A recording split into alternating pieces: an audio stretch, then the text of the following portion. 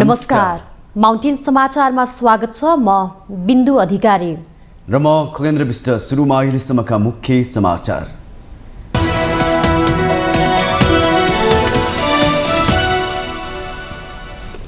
नेपाल भ्रमणमा आउनुभएका अमेरिकी सहायक विदेश मन्त्री डोनाल्ड लूको उच्चस्तरीय राजनीतिक भेटघाट। अमेरिकी सहायक परियोजना एमसीसी कार्यान्वयनबारे चासो। लम्पी स्किन रोगको रोकथामबारे सदनलाई जानकारी गराउन सरकारलाई सभामुखको रुलिङ। महामारी फैलिँदा पनि सरकार गम्भीर नबनेको प्रतिपक्षीको आरोप। दलित समुदायमाथि ज्यादती बढेको भन्दै दलित सांसदको आपत्ति। अन्तर्जातीय प्रेम र विवाहका कारण कहिलेसम्म ज्यान गुमाउने भनेर सरकारले प्रश्न। प्रतिनिधि सभाको आगामी बैठकमा मिटर ब्याज सम्बन्धी विधेयक नल्याए राष्ट्रपाले संसद अवरोध गर्ने। ललिता निवासको जग्गा किन्नेलाई पनि कारबाही गर्न कांग्रेसको माग। श्रम स्वीकृति लिएर कुवेत र जोर्डन जान लागेका श्रमिकलाई अध्यागमन कार्यालयले रोकेको भन्दै वैदेशिक रोजगार व्यवसायीको आपत्ति। क्षतिपूर्ति माग। भारतले पठायो चन्द्रमामा अन्तरिक्ष यान। 1.5 अर्ब भारतीयको सपना बोकेको मिसन सफल भए। चन्द्रमाको दक्षिणी ध्रुवमा सकुशल रोभर पुर्याउने भारत पहिलो देश बन्ने। र श्रीलङ्कामा जारी ACC men's emerging teams Asia Cup प्रतियोगितामा पाकिस्तान एसँग नेपाल 4 विकेटले पराजित। 81 रनको चुनौती 32 रन 5 ओभरमा पुरा।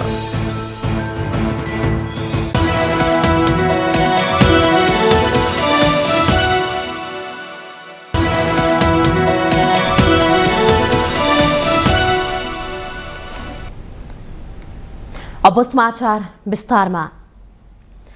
दक्षिण तथा मध्य एसिया मामिला हेर्ने अमेरिकी सहायक विदेश मन्त्री डोनाल्ड लूले नेपालमा उच्चस्तरीय राजनीतिक भेटवार्ता गर्नुभएको छ।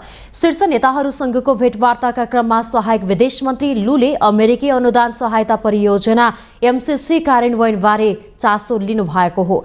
उहाँले शुक्रबार साँझ प्रधानमन्त्री पुष्पकमल दाहाल प्रचण्डलाई बालुवाटार पुगेर भेट गर्नुभयो। भेटमा दुई देश बीचको सहयोग आदान प्रदान बारे छलफल भएको छ। लूले प्रधानमन्त्री पत्नी स्वर्गीय सीता दाहालको तस्विरमा श्रद्धाञ्जली पनि अर्पण गर्नुभयो। परराष्ट्र मन्त्री एनपी साउदसँग शुक्रबार अपराह्न मन्त्रालयमा भएको भेटवार्ताका क्रममा उहाँले एमसीसी कार्यान्वयनका लागि लिएर चासो व्यक्त गर्नुभयो। भेटमा सन् 2026मा नेपाल अल्प विकसित मुलुकहरूको सूचीबाट स्तरोन्नति र त्यसपछि पनि अमेरिकाबाट नेपाललाई सहयोगको निरन्तरताबारे पनि कुरा भएको बताएको छ। त्यसैगरी अमेरिकी सहयोगमा बढोत्तरी र दुवै मुलुक बीचको द्विपक्षीय हितका विषयमा छलफल भएको परराष्ट्र मन्त्री साउदको सचिवालयले जनाएको छ। परराष्ट्र मन्त्री साउदले सहायक मन्त्री लूलाई अमेरिकाबाट प्राप्त नियमित सहयोग र कोभिड-19 को समयमा प्राप्त विशेष सहयोगका लागि धन्यवाद दिनुभयो। त्यस्तै लूले शुक्रबार नै नेपाली कांग्रेसका सभापति शेरबहादुर देउवालाई भेट गर्नुभएको छ। सभापति देउवासँगको भेटमा सहायक विदेश मन्त्री लूले एमसीसी कार्यान्वयनको विषयमा चासो राख्नु भएको थियो। लूले नेकपा एमालेका अध्यक्ष केपी शर्मा ओलीसँग पनि भेटवार्ता गर्नुभएको छ। एमाले पार्टी मुख्यालय च्यासलमा भएको शिष्टाचार भेटमा लूले नेपालको संसदले एमसीसी पास गरेकोमा धन्यवाद दिँदै बाँकी प्रक्रियाका लागि अमेरिकी उच्च अधिकारीहरू नेपालमा आउने जानकारी गराएको एमाले प्रचार विभाग प्रमुख राजन भट्टराईले जानकारी दिनुभयो।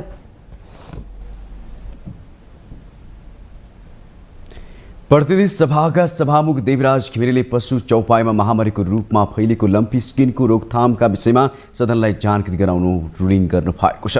सांसदले लम्पी स्किन रोकथामका विषयमा सरकारको ध्यान आकर्षण गराउँदै जवाफ मागेपछि सभामुख घिमिरेले त्यसबारे गरेको काम कारबाहीका सम्बन्धमा सदनलाई जानकारी दिन रुलिङ गर्नु भएको हो। को सम्बन्धमा विगतका बैठकहरूदेखि आजका बैठकमा पनि मान्य सदस्यहरूबाट कुरा उठिरहेको छ। यस सम्बन्धमा स्पष्ट पार्न र सरकारले यो रोगको रोकथामको लागि गरेका कार्यहरूको बारेमा सदनलाई जानकारी गराउन सम्बन्धित मन्त्रीलाई म निर्देश गर्दछु। त्यसअघि बैठकको शुक्रबारको सुरुवातमा एमालेका प्रमुख सचेतक पदम गिरीले लम्पी स्किन महामारीको रूप लिँदा पनि सरकार जिम्मेवार बन्न नसकेको आरोप लगाउनुभयो। सरकारले बजेट नदिँदा खोप दिन नसकेको कर्मचारीहरूले भनिरहेको भन्दै उहाँले निर्वाचन क्षेत्र पूर्वाधार कार्यक्रमबाट रकमान्तर गरेर भए पनि किसानलाई राहत औषधि र खोप उपलब्ध गराउन माग गर्नुभयो।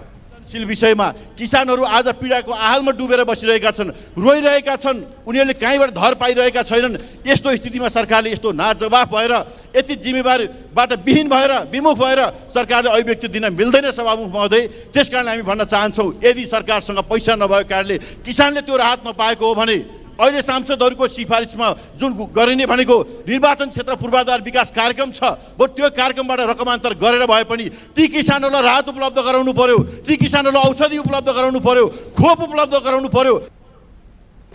राप्रपाकै सांसद रोशन कार्कीले कृषि मन्त्रालयले महामारी नियन्त्रणका लागि संवेदनशीलता नदेखाएको आरोप लगाउनुभयो। मा फैलिएका किसानहरू छन् जो विपन्न भएका छन्, तिनीहरूको तथ्याङ्क सङ्कलन गरेर तिनीहरूलाई अनुदानको रूपमा वितरण गरियोस् भनेर म यहाँ अनुरोध गर्न चाहन्छु। र म विशेष गरेर यसप्रति संवेदनशील हुनुको लागि म अर्थमन्त्रीज्यूलाई म विशेष अनुरोध गर्न चाहन्छु। आफूहरू किसानको मत पाएर विजयी भएको भन्दै उहाँले किसानका समस्यामा चुप लागेर बस्न नसक्ने प्रश्न पार्नुभयो। अन्तर्जातीय विवाहको निहुमा जुम्लामा दलित समुदायका एक युवाको घरमै आगो लगाइदिएको घटनामा सांसदहरूले सरकारको ध्यानाकर्षण गराएका छन्।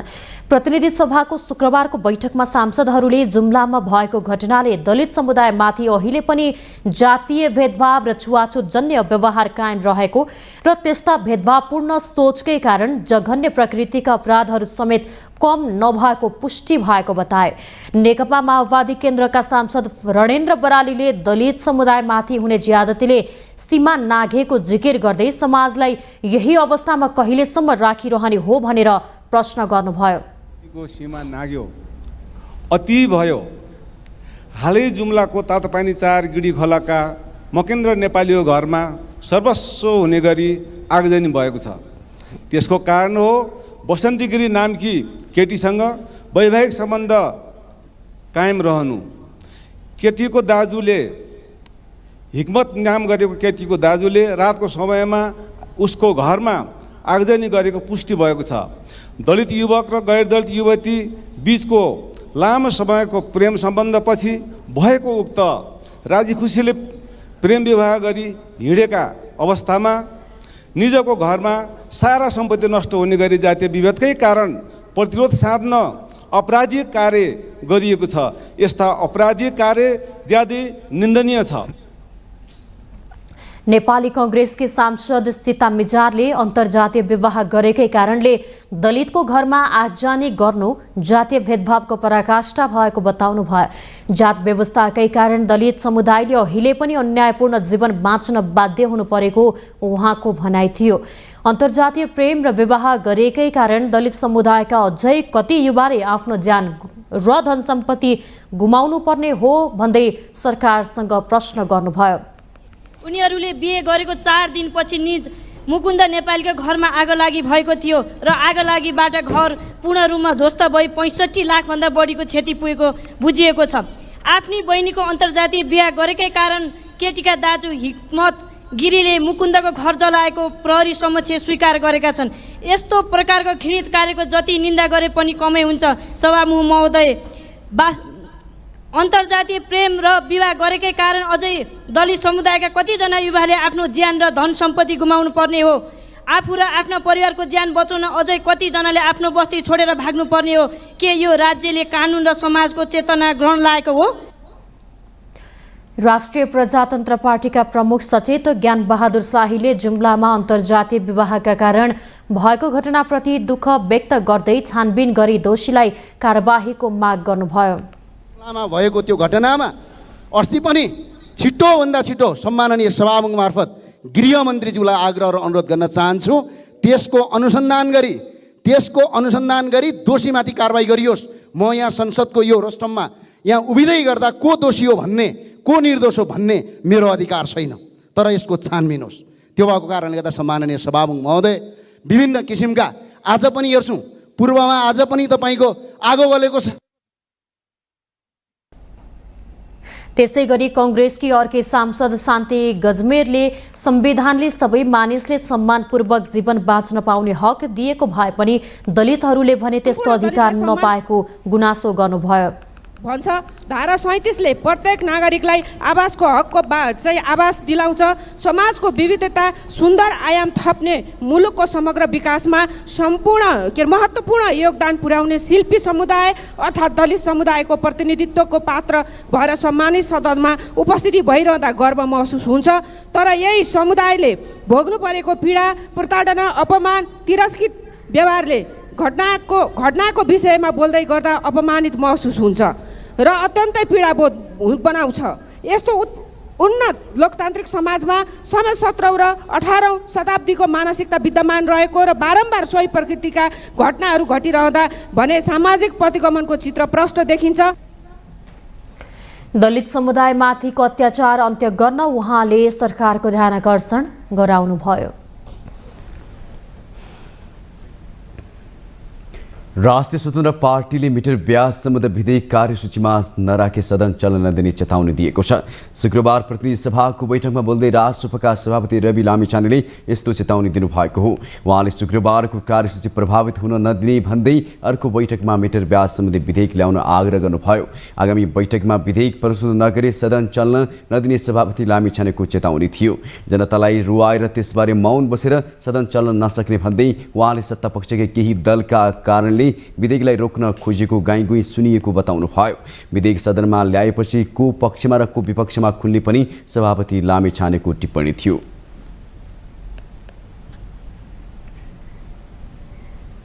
मिटर ब्याजको पासोमा जनतालाई पार्नेहरूका विषयमा हामी विपक्षमा छौँ। सत्ता पक्षकै केही दलहरूका कारणले यसलाई रोक्न खोजिएको भन्ने कता कता गाईगुई सुनिएको छ।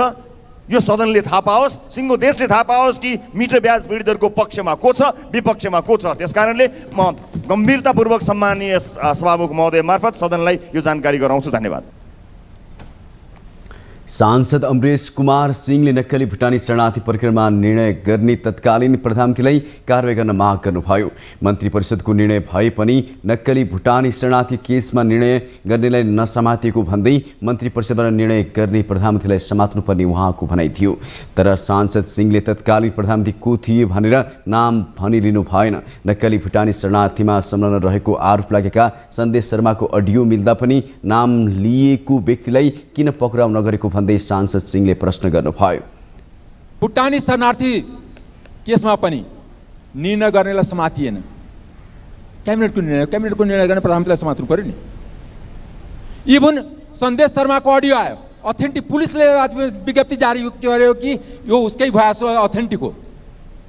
त्यसमा किन कारबाही गरिएन? त्यस कारणले भ्रष्टाचारको लागि मसँग यहाँ शारदा प्रसाद तिर्ताल आएको रिपोर्ट छ। त्यो शारदा प्रसाद तिर्ताल आएको रिपोर्ट सार्वजनिक किन गरिएन? किनकि त्यसमा नेताहरूको नाम छ। नेताहरूलाई कारबाहीको दायराबाट छोड्नको लागि यो तिर्ताल आएको रिपोर्ट जारी गरिएन। नेपाली कांग्रेसका सांसद रामहरि खतौडाले ललिता निवासको सरकारी जग्गा व्यक्तिको नाममा गर्ने प्रक्रियामा संलग्न रहेको आरोपमा सरकारले किन्नेहरूलाई मात्रै कारबाही गर्न खोजेको आरोप लगाउनु भयो। किन्नेलाई मात्र नभएर जग्गा बेच्नेलाई पनि कारबाही गर्नुपर्ने उहाँको माग थियो। त्यस्तै बालुवाटार जग्गा प्रकरणमा व्यापारीहरू र केही साना कर्मचारीहरूलाई मात्र सरकारले ध्यान दिएको देखिन्छ।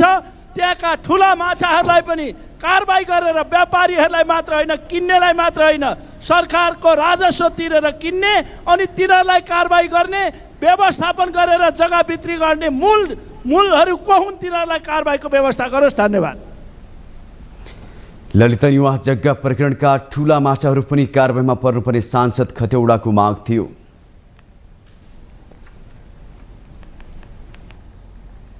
नेकपा एमालेका अध्यक्ष केपी शर्मा ओलीले नेपाली समाज अहिले सामाजिक मूल्यबाट विचलित हुन पुगेको टिप्पणी गर्नुभयो। शुक्रबार पार्टी केन्द्रीय कार्यालय च्यासलमा आयोजित कार्यक्रमलाई सम्बोधन गर्दै उहाँले यस्तो बताउनु भएको हो। अध्यक्ष ओलीले अहिले नेपाली समाज परपीडक, असत्यमा आधारित र दुष्टपूर्ण हुन गएको भन्दै समाज सांस्कृतिक अधोपतन नहोस् वा ओह्रालो नलागोस् भनेर सबै सतर्क हुनुपर्ने अवस्था आएको प्रश्न पार्नुभयो। अहिले समाज भगवानसँग पनि डराउन छाडेको र अराजकता जथाभावी बोल्नेहरूसँग रमाउन थालेको उहाँको टिप्पणी थियो। अध्यक्ष ओलीले आदिकवि भानुभक्त आचार्यको योगदान कुनै पनि कुराले कमजोर हुन नसक्ने भन्दै समाजमा अहिले भक्ति रस र नैतिकता हराउँदै गएको बताउनुभयो। भक्ति रस त्यो तुलनै गर्न नसकिने गरी सकारात्मक पक्ष हो। त्यो कुरा समेत दिएर र नेपाली जनतालाई एक भाषिक एकतामा ल्याएर ठुलो एकीकरणलाई नै योगदान पुर्याएका थिए भानुभक्तले। त्यसकारण उनको योगदान कुनै पनि कुराले कमजोर हुन सक्दैन। उनको योगदानलाई हामी अवमूल्यन गर्न सक्दैनौँ। उनको मूल्याङ्कनलाई हामी घटाएर हेर्न सक्दैनौँ। अध्यक्ष ओलीले नेपाली समाजको सांस्कृतिक अधोपतन हुन नदिन सबै एक भएर लाग्नुपर्नेमा जोड दिनुभयो।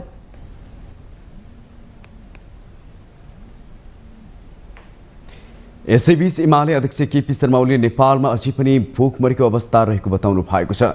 शुक्रबार काठमाडौँमा आयोजित राष्ट्रिय मानव अधिकार तथा सामाजिक न्याय मञ्चको 24औं स्थापना दिवसको अवसरमा आयोजित कार्यक्रमलाई सम्बोधन गर्दै उहाँले यस्तो बताउनु भएको हो। अध्यक्ष ओलीले कतिपय गरिबको रेखामुनि रहेका नागरिकहरूले आधारभूत अधिकार समेत नपाइएको दावी गर्नुभयो। यसबारेमा राज्यलाई सचेत गराउनु पर्ने उहाँको भनाइ थियो। अध्यक्ष ओलीले लोकतन्त्र साइन बोर्ड र प्रणालीमा मात्रै सीमित नभई आचरण व्यवहार जनपद्धति र राज्यको कार्यशैलीमा हुनुपर्ने बताउनुभयो। उहाँले यसका लागि राज्यलाई सबै तहका नागरिकहरूले झकझक्याउनु पर्ने बताउनुभयो।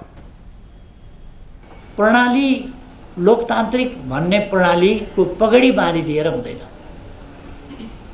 ब्यानरमा लोकतन्त्र लेखेर हुँदैन। लोकतन्त्र आचरणमा, व्यवहारमा, जीवन पद्धतिमा, राज्यको शैलीमा, कार्य सम्पादन शैलीमा, राज्यको व्यवहारमा, राज्यको आचरणमा हुनुपर्दछ लोकतन्त्र।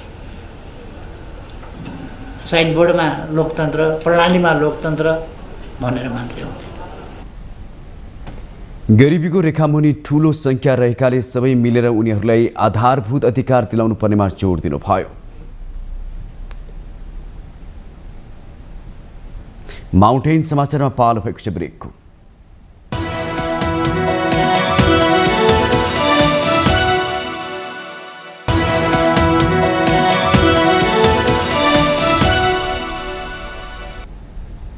ब्रेकपछि स्वागत छ। अब बाँकी समाचार। झण्डै एक वर्षपछि बस्न लागेको पार्टीको केन्द्रीय समितिको बैठकका लागि नेपाली कांग्रेसले अहिलेसम्म कुनै एजेन्डा तय गर्न सकेको छैन। केही दिन अघि जिल्ला सभापतिहरूको भेलामा पार्टी सभापति नै अनुपस्थित हुनुले पनि बैठकका एजेन्डा तय गर्ने विषयमा पदाधिकारी बीच नै मतभेद रहेको प्रश्न हुन्छ। एक रिपोर्ट। नेपाली कांग्रेसका महामन्त्रीद्वय गगन थापा र विश्वप्रकाश शर्मा सहितका केही नेता सभापतिको निरन्तर आलोचना गरिरहेका छन्। तीमध्ये पनि महामन्त्री थापा छने आक्रामक देखिन्छन्। संसदीय दलको नेता हुँदै आफू प्रधानमन्त्री बन्ने चाहनाले अहिलेको नेतृत्वबाट पार्टी अघि बढ्न नसकेको भन्दै उनले अर्ली महाधिवेशनसम्मको माग गर्दै आएका छन्। पार्टी नेतृत्वको भूमिका र महामन्त्रीहरूको आक्रोश मात्र होइन, पछिल्लो समय कांग्रेसभित्र एजेन्डाका विषयमा सभापति शेरबहादुर देउवा र महामन्त्रीद्वय गगन थापा र विश्वप्रकाश शर्मा बीच मतभेद देखिँदै आएको छ। सभापति देउवा नक्कली भुटानी शरणार्थी प्रकरण, सत्ता गठबन्धन, सरकारले गरेका कामको प्रभावकारिताको विषयमा बैठकमा प्रवेश गराउन चाहेका छैनन्। तर महामन्त्री थापा र शर्माले यी तमाम विषयलाई मुख्य एजेन्डा बनाएर केन्द्रीय बैठकमा छलफल गर्नुपर्ने मतमा छन्। तर देउवा महामन्त्रीहरूको एजेन्डालाई खासै वास्ता गरेको पाइँदैन, जसको गतिलो उदाहरण हो केही दिन अघि महामन्त्रीहरूले आयोजना गरेको जिल्ला सभापतिहरूको भेलामा देउवाको अनुपस्थिति। प्राध्यापक तथा विश्लेषक गोविन्दमान सिंह कार्की कांग्रेसले विधि, विचार र सिद्धान्त भुल्दै गएको र अब कांग्रेसको अस्तित्व नै धराशयी अवस्थामा पुगेको बताउनुहुन्छ। 2003 सालदेखि अहिलेसम्म आउँदाखेरि यसले 73 वर्ष यसले पार गरिसकेको छ हैन। 73 होइन 77 वर्ष पुरा गरिसकेको पार्टी, सबभन्दा पुरानो पार्टी, बीपी कोइराला जस्ता, गणेश मानसिंह जस्ता नेतृत्वले, सुवर्ण शमशेर जस्ता मान्छेले नेतृत्व गरेको पार्टी आज आएर यस्तो दुर्दशामा यो दलदलमा फसेको छ। मैले भन्नै पर्छ कि अब यो गठबन्धन छोडेर सिंगल यो चुनावमा गयो भने यसको अभिगत के हुन्छ अनुमान पनि गर्न सकिँदैन। हरेक 2 महिनामा बस्नुपर्ने बैठक सभापति देउवाले टार्दै आएको 1 वर्षपछि बस्न लागेको थियो।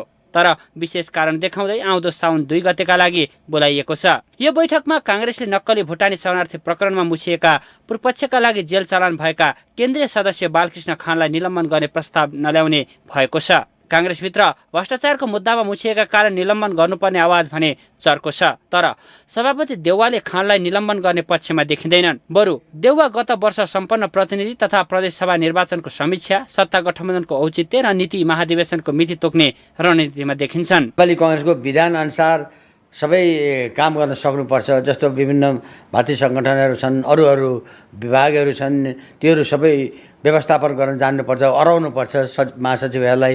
सब गर्नुहोस् यो अनुसार भन्नुपर्ने। सबै कुरा थन्काएर राखेको छ। हरेक कुरा चाहिँ ओगटेर बस्ने काम चाहिँ केही नगर्ने गर्दाखेरि स्वाभाविक रूपले अब अलिकति युवाहरूले त्यसरी भन्छन्। त्यो भन्नु मेरो विचारले राम्रो हो।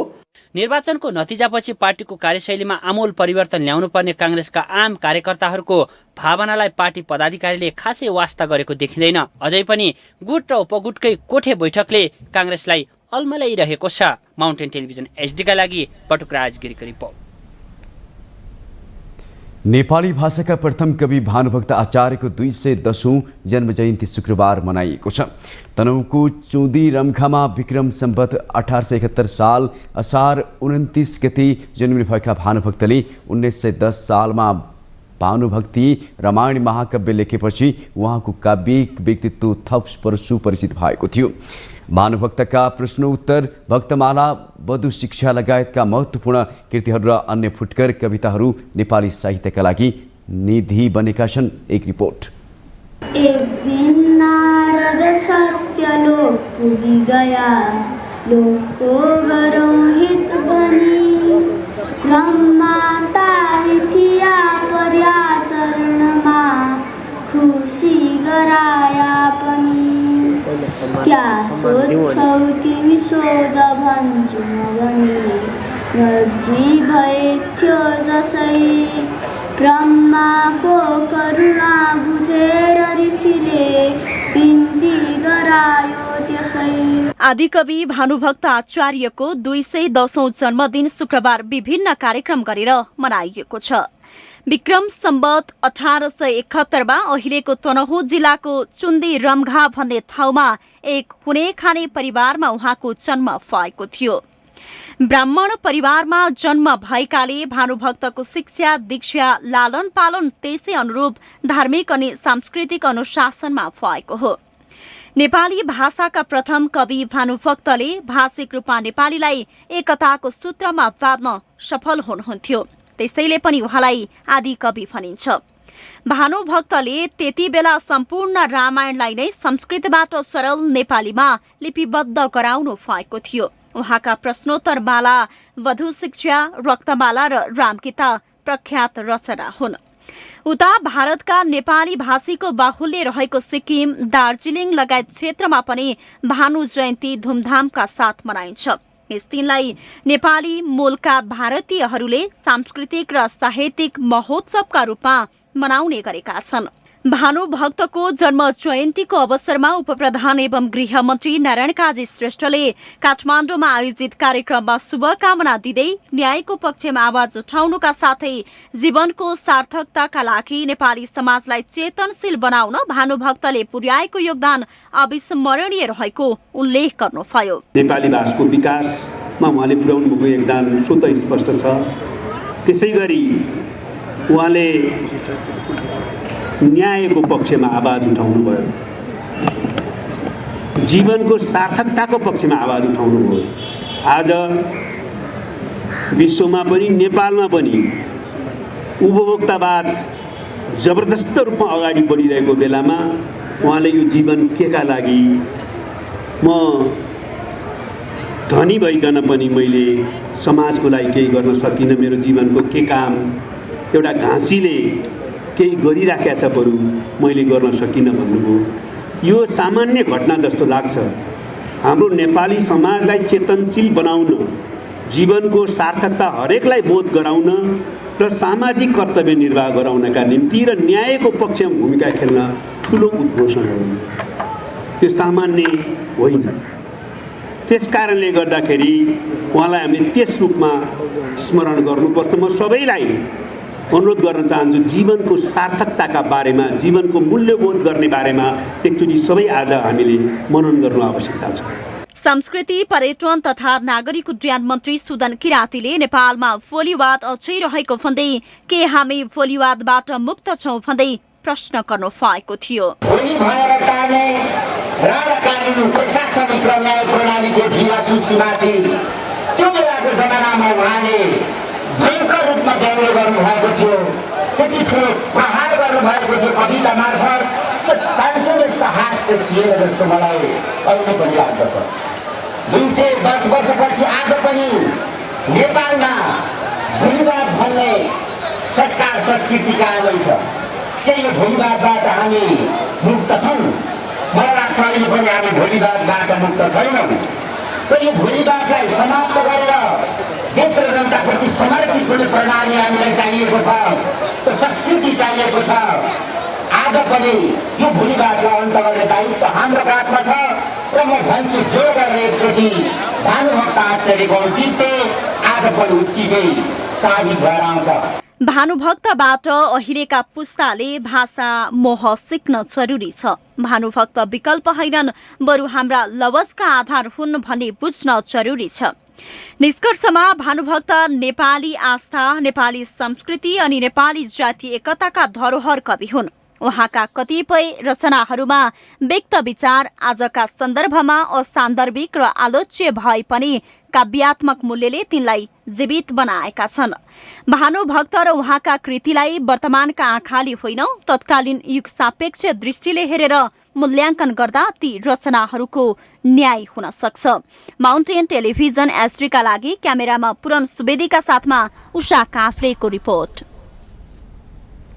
उपराष्ट्रपति रामसहाय प्रसाद यादवले संवैधानिक र कानूनी व्यवस्थालाई सबैले अक्षरशः पालना गर्न सके मुलुकमा शैक्षिक क्षेत्रले महत्त्वपूर्ण फड्को मार्ने बताउनु भएको छ। शुक्रबार 210औं भानु जयन्तीको अवसरमा काठमाडौँमा आयोजित एक कार्यक्रममा उहाँले यस्तो बताउनु भएको हो।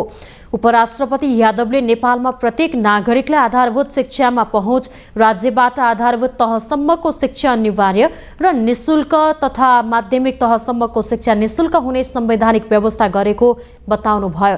मुलुकको शैक्षिक उन्नयनका लागि शिक्षालय, शिक्षक, विद्यार्थी, अभिभावक र सरकारवाला सबैले दत्तचित्त भई आफ्नो स्थानबाट अहम भूमिका निर्वाह गर्नुपर्नेमा उहाँले जोड दिनुभयो।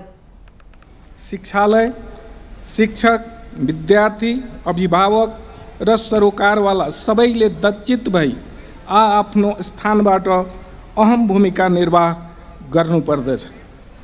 नेपालको हरेक राजनीतिक परिवर्तनपछि शिक्षा क्षेत्रमा परिवर्तित राजनीतिक व्यवस्था अनुसार शिक्षा नीति र शैक्षिक संरचनाहरूको निर्माण हुँदै आएको छ। उपराष्ट्रपति यादवले नेपालमा आदिकवि भानुभक्त आचार्यको देन महत्त्वपूर्ण रहेको बताउनुभयो।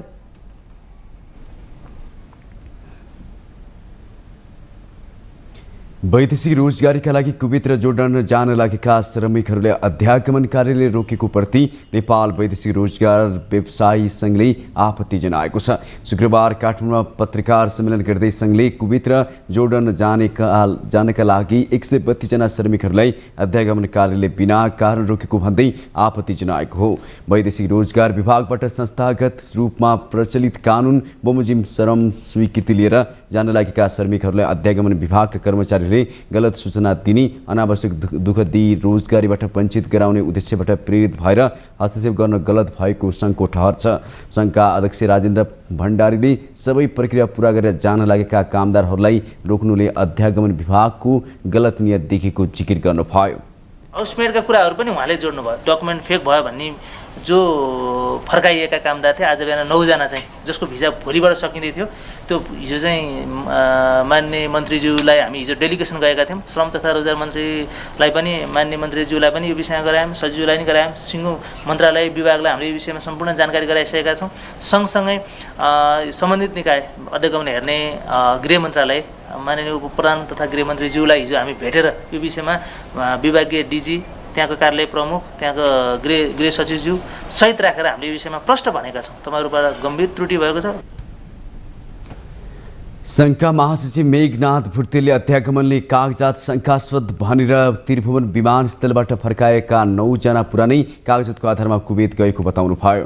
उहाँले वैदेशिक रोजगारीका लागि कुवेत उड्न लागेका 117 जना मध्ये 8 जना महिला र 1 जना पुरुष शुक्रबार गन्तव्य मुलुक पुगेको जानकारी दिनुभयो। जो नेपाली दाजुभाइ दिदीबहिनीहरू 15 तारिक भिसा सकिँदैछ, त्यही कारणले वैदेशिक रोजगारबाट जानलाई वञ्चित हुनु हुँदैन भन्ने उद्देश्यले हामीले आज बिहान आफैले सम्बन्धित एजेन्सी जो एजेन्सीले पठाउँदै थियो त्यो एजेन्सीले आफैले टिकट काटेर 9 जनालाई एयरपोर्ट पठायौँ। ट्रान्सलेट कपी जुन कुरा भनेको थियो त्यो यहीँ छ, यहाँहरूले स्क्यान गरेर यहीँ अहिले हेर्न सक्नुहुन्छ। र श्रम स्वीकृति निक्लेको यहाँ छ र हिजो जाँदाखेरि सलाम एयरलाइन्सको टिकट क्यान्सल गरेर पठाएको टिकट यहाँ छ र आज अर्को अनलाइन टिकट काटेर व्यवसायले पठाएको टिकट यहाँ छ। आज त्यही डकुमेन्टबाट उहाँहरू सही सलामत अहिले कुवेत ल्यान्ड भइसक्नुभयो। त्यस्तै महिला पुनर्स्थापन केन्द्रले पनि वैदेशिक रोजगारीका लागि कुवेत जान लागेका 132 श्रमिकहरूलाई अध्यागमन कार्यले रोकेपछि विरोध जनाएको छ। श्रमको चाहिँ स्वीकृति दिएर पठाएको छ र त्यसपछि ऊ चाहिँ जानको लागि तयारी भएर एयरपोर्ट जान्छ। एयरपोर्टमा सरकारको अर्को निकायले उसलाई रोक्छ भनेपछि त सरकारभित्रकै विभिन्न निकायहरू बिचको समन्वय तालमेल नमिलेको कारणले गर्दाखेरि किन श्रमिकहरूले दुःख पाउने भन्ने कुरा चाहिँ एउटा ठुलो प्रश्नको रूपमा चाहिँ खडा भएको छ। साथसाथै डकुमेन्टेसन नमिलेको भए आज फेरि उहाँहरूले चाहिँ कतिजनालाई जान दिनुभएको छ, 6-7 जनालाई जान दिनुभएको छ भनेपछि हिजो र आजमै डिसिजनहरू पनि यति चाँडो चाँडो चेन्ज भइरहेको छ। हामीले श्रमिकहरूलाई हाम्रै देशमा त सम्मान दिन सकेका छैनौँ भनेदेखि बाहिर चाहिँ हाम्रा श्रमिकहरू सम्मानित रूपले जीवनयापन गरून्, काम गर्न पाउन् भनेर हामीले कसरी सोच्न सक्छौँ? यो चाहिँ एकदमै ठुलो प्रश्न रहेको छ। राज्यले किन यस्तो गरिरहेको छ? अध्यागमन कार्यालयले गत असार 24 गते जोर्डन जान लागेका 15 जना, 27 गते कुवेत जान लागेका 117 जना कामदारलाई रोकेको थियो। नेपाल निर्माण व्यवसायीहरूले अर्थमन्त्रीको राजीनामा माग्दै धरना दिएका छन्। शुक्रबार काठमाडौँको माइतीघर मण्डलामा भेला भई निर्माण व्यवसायीहरूले अर्थमन्त्री डाक्टर प्रकाश शरण महतको राजीनामा माग गर्दै धरना दिएका हुन्। उनीहरूले निर्माण व्यवसायीहरूले गरेको कामको भुक्तानी अर्थमन्त्रीले नदिने भनेको भन्दै तत्काल राजीनामा दिनुपर्ने बताए। अर्थमन्त्री, अर्थ सचिव र विकास मन्त्रालयका मन्त्रीहरूले पनि निर्माण व्यवसायीहरूले गरेका भुक्तानीको कुनै पनि किसिमबाट गर्ने प्रतिबद्धता जनाए पनि नपाएको उनीहरूको दुखेसो छ। असार मसान्तसम्म भुक्तानी नपाएपछि बाध्य भएर आन्दोलन गर्नु परेको उनीहरूको भनाइ छ। भुक्तानी नपाउँदा ब्याङ्कको कालो सूचीमा परेको, मजदुरलाई तलब दिन नसकेको व्यवसायीहरूको पीडा छ। हामीले भुक्तानी नपाएर हाम्रा मजदुरहरूको हामीले भुक्तानी गर्न सकेको छैनौँ, हाम्रो सप्लाई चेनको हामीले भुक्तानी गर्न सकेको छैनौँ, ब्याङ्कको किस्ता हामीले तिर्न सकेको छैनौँ, हामीलाई ब्याङ्कले कालो सूचीमा राखेको छ। हामीले दिएका चेकहरू बााउन्स भएर आज व्यवसायीहरू धरपकडमा जानुपर्ने अवस्था सिर्जना भएको छ। सरकारले एकातिर भुक्तानी नगर्ने, अर्कोतिर व्यवसायीहरूलाई चाहिँ समस्यामा पारेर टुल्लु हेरेर बस्ने र उल्टो निर्माणको कामहरू समयमा भएन कालो सूचीमा राख्छौँ भनेर सूचना सम्प्रेषण गर्ने। सरकारले यदि भुक्तानी गर्न सक्दैन त्यस्तो किसिमका आयोजनाहरू उनले तुरुन्तै खारिज गर्नु पर्यो। विरोध कार्यक्रममा महासंघका उपाध्यक्ष रामजी पन्तले निर्माण सम्बन्धी सम्झौता सरकारले गर्ने र व्यवसायीहरूलाई बजारबाट ऋण उठाएर काम गर्न लगाउने तर समयमै भुक्तानी नदिँदा निर्माण व्यवसाय नै धरापमा परेको बताउनुभयो। असार वसान्तको अन्तिम घडीसम्म पनि भुक्तानी नगर्ने गरी हाम्रो जायजता, हाम्रो चाहिँ सामाजिक दायित्व, हाम्रा काम गर्ने कामदारका भुक्तानी, सप्लायरका भुक्तानी, ब्याङ्कको भुक्तानी लगायत सम्पूर्ण भुक्तानीहरू चाहिँ गर्न नसक्ने अवस्थामा पुर्याएर बाध्यकारी अवस्थामा आज हामी चाहिँ माइतीघर मण्डलामा चाहिँ यो विरोध तथा धरना कार्यक्रममा सहभागी भएका छौँ। यो सरकारको विरुद्ध, यो नालायक अर्थमन्त्रीको विरुद्ध हामी चाहिँ योभन्दा सशक्त आन्दोलन गर्ने पनि तपाईँलाई जानकारी गराउँछु पत्रकार मित्रहरू। व्यवसायीहरूले माइलस्टोनको व्यवस्था खारेजी, मूल्य समायोजन कार्यान्वयन, बाँकी रकमको तुरन्त भुक्तानी गर्नुपर्ने बताएका छन्।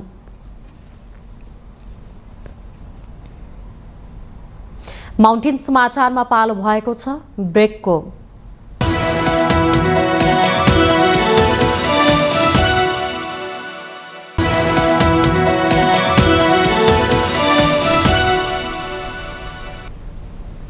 ब्रेकपछि स्वागत छ बाँकी समाचार। पत्नी शोकमा रहनुभएका प्रधानमन्त्री पुष्पकमल दाहाल प्रचण्डलाई संवेदना दिन एमाले संसदीय दलको टोली बालटार गएको छ। आज बिहान प्रधानमन्त्रीको सरकारी निवासमा पुगेर संवेदना व्यक्त गर्न एमाले संसदीय दल उपनेता सुभाष नेमाङको नेतृत्वमा प्रदेश सभा र राष्ट्रिय सभा सांसदहरू पुगेका हुन्। टोलीमा विगतमा प्रचण्डको मन्त्री परिषद मन्त्री बनेका नेताहरू पनि सहभागी रहेका थिए। उनीहरूले प्रधानमन्त्रीकी दिवंगत पत्नी सीता दाहालप्रति फूल चढाउँदै श्रद्धाञ्जली अर्पण गरे। नेमुवाङ, विष्णु पौडेल, पृथ्वी सुब्बा गुरुङ, विमला राई, गोकर्ण विष्ट लगायतका नेताहरूले प्रचण्डको परिवारसँग समवेदना प्रकट गरेका थिए। नेमुवाङ लगायत एमाले सांसदहरूलाई धन्यवाद दिँदै प्रधानमन्त्री प्रचण्डले आफूमाथि पटक पटक पारिवारिक शोक परेका बेला सधैँ साथ र शुभेच्छा राखेको बताउनुभयो। अप्ठ्यारो परेको बेलामा दिएको साथले आफूलाई विपत्ति सहन ठूलो बल मिलेको उहाँको भनाइ थियो।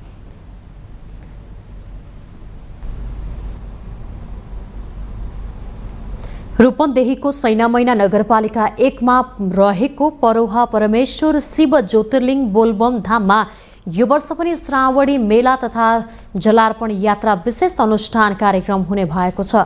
धामले पत्रकार सम्मेलन गरी कार्यक्रमबारे जानकारी गराएको हो। धामका अध्यक्ष रामबली चौधरीले 19 वर्षपछि अधिक मास अर्थात् मलमास साउन महिनामा परेको भए पनि असार 18 देखि भाद्र 14 गतेसम्म कार्यक्रम राखिएको जानकारी दिनुभयो।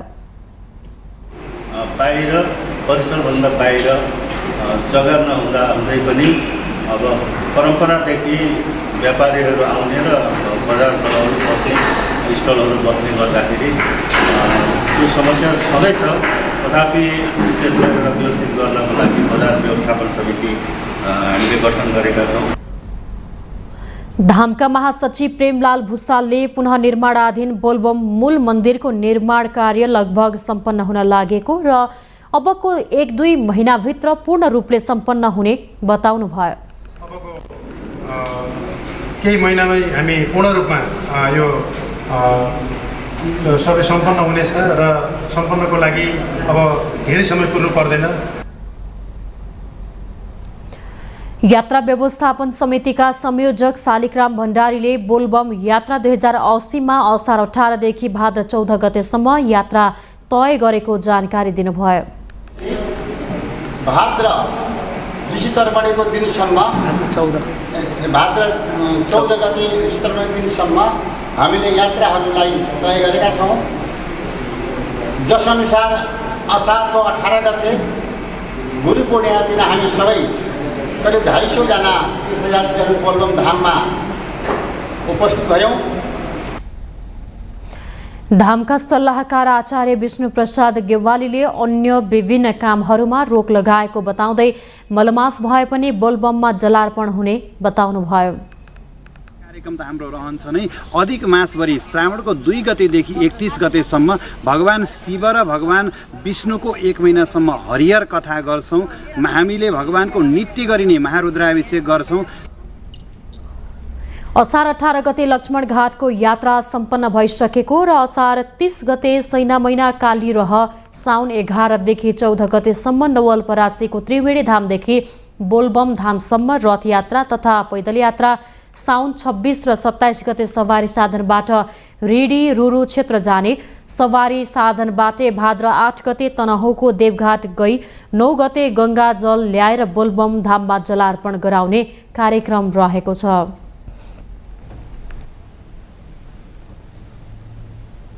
दार्चुलाको महाकाली नगरपालिका 9 स्थित महाकाली नदीमाथि रहेको नेपाल भारत जोड्ने झुलङ्गे पुलको लट्ठा भाँचिएको छ।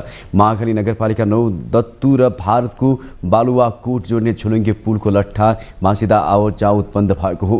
पुलको भारततर्फको भागमा लट्ठा भाँचिएको र दुर्घटनाको जोखिम रहेको भन्दै आवतजावत बन्द गरिएको जिल्ला प्रशासन कार्यालय दार्चुलाले एक सूचना जारी गर्दै स्थानीयहरूलाई जानकारी दिएको छ।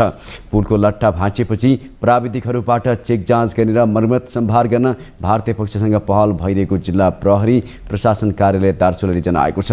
पुलमा आवतजावत बन्द हुँदा दुवै देशका नागरिकहरू मार्गमा परेका छन्।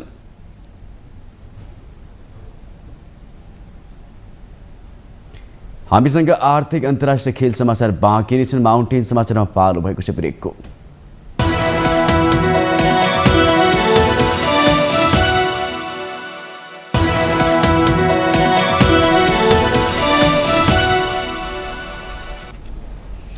ब्रेकपछि स्वागत छ। अब आर्थिक समाचार। आर्थिक समाचारको साथमा जगदम्बा सुपर साइन तथा ग्याल्बा प्लस जीवनभरको भरोसा। रिद्धि सिद्धि सिमेन्ट रोबोटिक ल्याबमा बनेको स्मार्ट सिमेन्ट।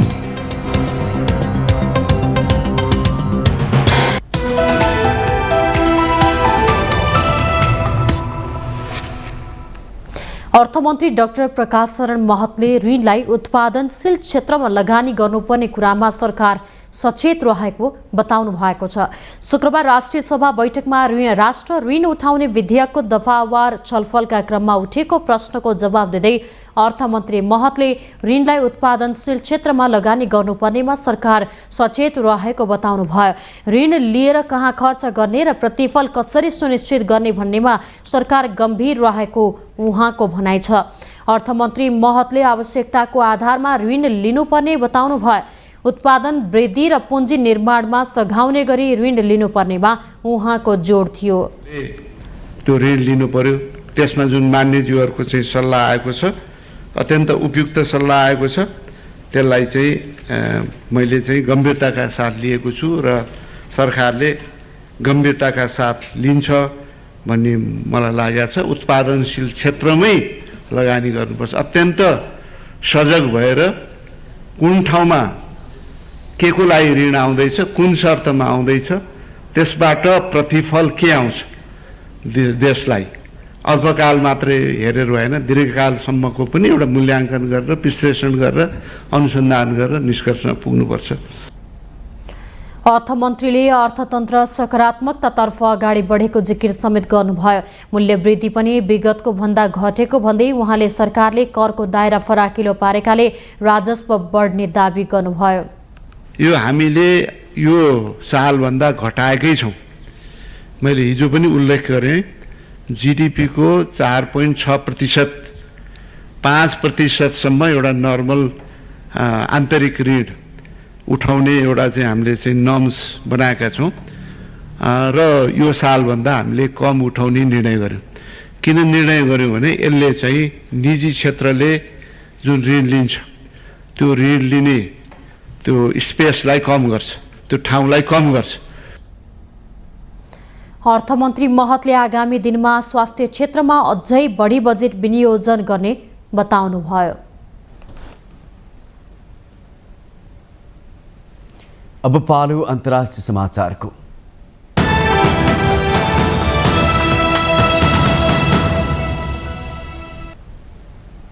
भारतको चन्द्रयान 3 को सफलतापूर्वक प्रक्षेपण भएको छ। भारतको चन्द्र मिसन अन्तर्गत चन्द्रयान 3 लाई आन्ध्र प्रदेशको श्रीहरिकोटबाट शुक्रबार दिउँसो स्थानीय समयअनुसार 2:35 बजे सफलतापूर्वक प्रक्षेपण गरिएको हो। भारतीय अन्तरिक्ष अनुसन्धान संगठनले सतीश धवन स्पेस सेन्टरबाट चन्द्रयान 3 लाई लन्च गरेको हो। चन्द्रयानको लन्च हेर्न विभिन्न विद्यालयका करिब 200 विद्यार्थी स्पेस सेन्टरमा पुगेका थिए। विद्यार्थीका साथै प्रक्षेपणको समयमा अन्य हजारौं मानिसहरू पनि स्पेस सेन्टरमा पुगेका थिए। यो मिसनमा चन्द्रयानबाट एउटा रोभर निस्किनेछ। उक्त रोभर चन्द्रमाको सतहमा उत्रिनेछ र लुनर साउथ पोलमा यसको पोजिसनिङ हुनेछ। त्यहाँ रोभरले चन्द्रमाको हिस्सामा रहेको खनिज, पानी आदिबारे अनुसन्धान गर्नेछ। भारतका प्रधानमन्त्री नरेन्द्र मोदीले चन्द्रयान 3 को प्रक्षेपण हुनु अघि ट्विट मार्फत भारतको स्पेस क्षेत्रमा 2023 को 14 जुलाईलाई तारिक सुनौलो अक्षरमा लेखिने उल्लेख गर्नुभएको थियो। भारतले आफ्नो चन्द्रयान 3 मिसनको सफल प्रक्षेपण गरेसँगै चन्द्रमा नियन्त्रित अवतरण गर्ने चौथो देश बन्ने भएको छ।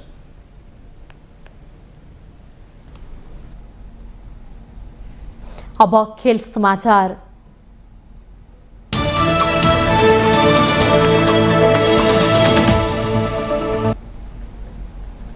श्रीलङ्कामा जारी ACC men's emerging teams Asia Cup प्रतियोगितामा पाकिस्तान ए नेपाललाई हराएको छ। कोलम्बो क्रिकेट क्लबको मैदानमा भएको खेलमा नेपाल 4 विकेटले पराजित भएको हो। नेपालले दिएको 180 रनको लक्ष्य पाकिस्तान ए 32.5 ओभरमा 6 विकेट गुमाएर पूरा गर्यो। पाकिस्तान ए का लागि तैयब ताहिरले 67 बलमा चौका र छक्काको सहयोगमा 51 रनको अर्धशतकीय इनिङ खेले। नेपालका लागि ललित राजवंशीले 3 तथा पवन सराफले 2 विकेट लिए। कुशल मल्लले 1 विकेट लिए। त्यसअघि टस जितेर पहिला ब्याटिङ गरेको नेपाल 37 ओभरमा अल आउट हुँदै 179 रन मात्र बनाउन सफल भयो। नेपालका लागि सोमपाल कामीले 101 बलमा 9 चौका र 2 छक्काको सहयोगमा 75 रनको अर्धशतकीय इनिङ खेले। 9औं विकेटका लागि सोमपालले प्रतीश जेसीसँग मिलेर 70 बलमा 58 रन बनाए। यो साझेदारीले नेपाललाई लज्जास्पद योगफल बन्नबाट जोगायो। 10औं विकेटका लागि सोमपाल र ललित नारायण राजवंशीले 58 बलमा 49 रनको महत्त्वपूर्ण साझेदारी गरे।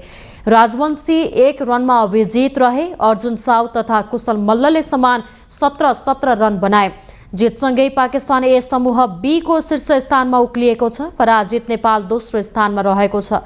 नेपालले दोस्रो खेलमा सोमबार भारत ए सँग खेल्नेछ।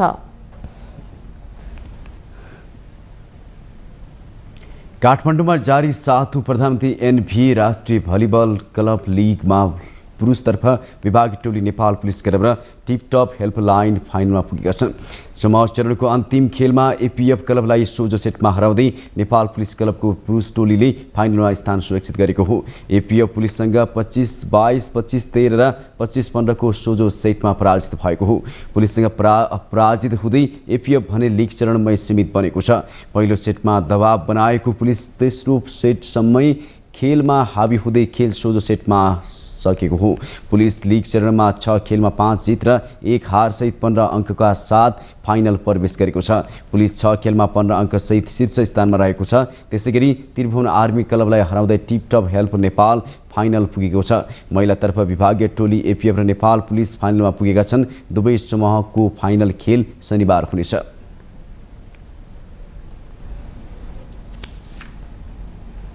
अन्तर्राष्ट्रिय क्रिकेट परिषद आईसीसीले अबदेखि पुरुष र महिला क्रिकेट प्रतियोगितामा समान पुरस्कार दिने घोषणा गरेको छ।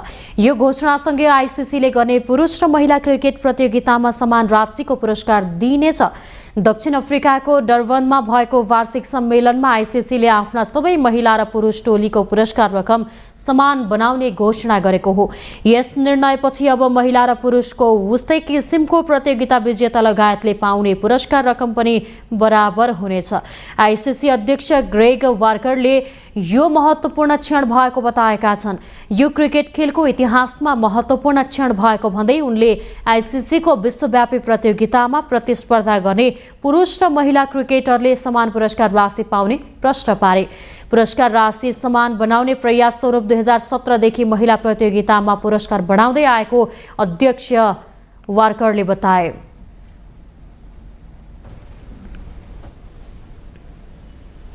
चीनमा आयोजना हुने 19औं एसियाली खेलकुदको तयारी स्वरूप नेपालको टेबल टेनिस खेलाडीले भारतको नोइडामा प्रशिक्षण गर्ने भएका छन्। भारतमा वैदेशिक प्रशिक्षणमा जान लागेका नेपाली टोलीलाई राष्ट्रिय खेलकुद परिषदका सदस्य सचिव टङ्कलाल खिसिङ र अखिल नेपाल टेबल टेनिस सङ्घका अध्यक्ष चतुरानन्द राज वैद्यले लैनचौर स्थित राष्ट्रिय टेबल टेनिस प्रशिक्षण केन्द्रमा विदाई गरे। आगामी सेप्टेम्बर 23 देखि चीनको हाङझाउमा हुने एसियाली खेलकुदमा नेपालको 29 खेलमध्ये टेबल टेनिसको टोलीले पनि चुनौती प्रस्तुत गर्नेछन्। सोही खेलकुदको तयारीका लागि टेबल टेनिस टोलीले भारतमा 2 महिने प्रशिक्षण गर्ने भएको हो। सोही कार्यक्रममा कतारको दोहामा जुलाई 17 देखि 22 सम्म आयोजना हुने एसियन युथ टेबल टेनिस च्याम्पियनसिपमा प्रतिस्पर्धा गर्ने टोलीको पनि विदाई गरिएको छ। च्याम्पियनसिपमा नेपालले पुरुष र महिलाको सिङ्गल्स, डबल्स, मिक्स र टिम इभेन्टतर्फ प्रतिस्पर्धा गर्नेछ। कार्यक्रममा दक्षिण एसियाली युथ च्याम्पियनसिपमा पदक विजेता नेपाली टोलीलाई नगद 10,000 रुपैयाँले सम्मान गरिएको थियो।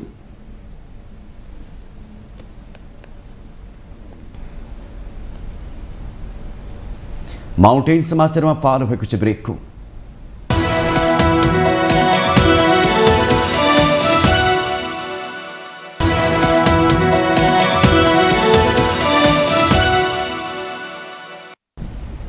ब्रेकपछि स्वागत छ। यो सँगै हामी माउन्टेन समाचारको अन्त्यमा आइपुगेका छौं। जाँदा जाँदै मुख्य समाचार पुनः एकपटक।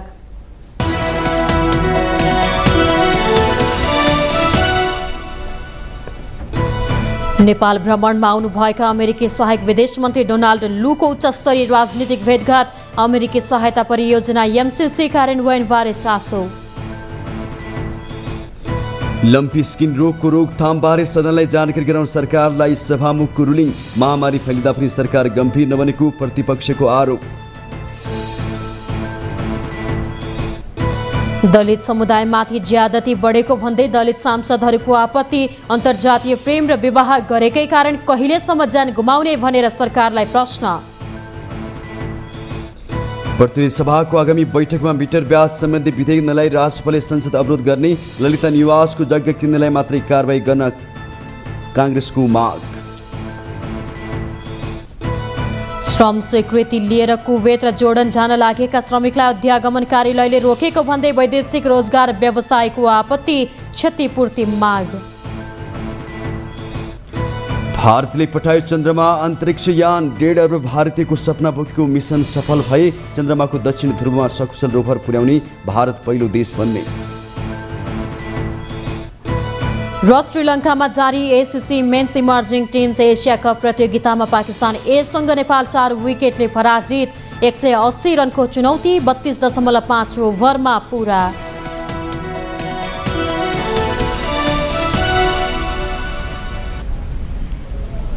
माउन्टेन समाचार अहिले सकियो। सत्य, तथ्य र निष्पक्ष समाचारका लागि माउन्टेन टेलिभिजन HD हेर्दै रहनुहोला।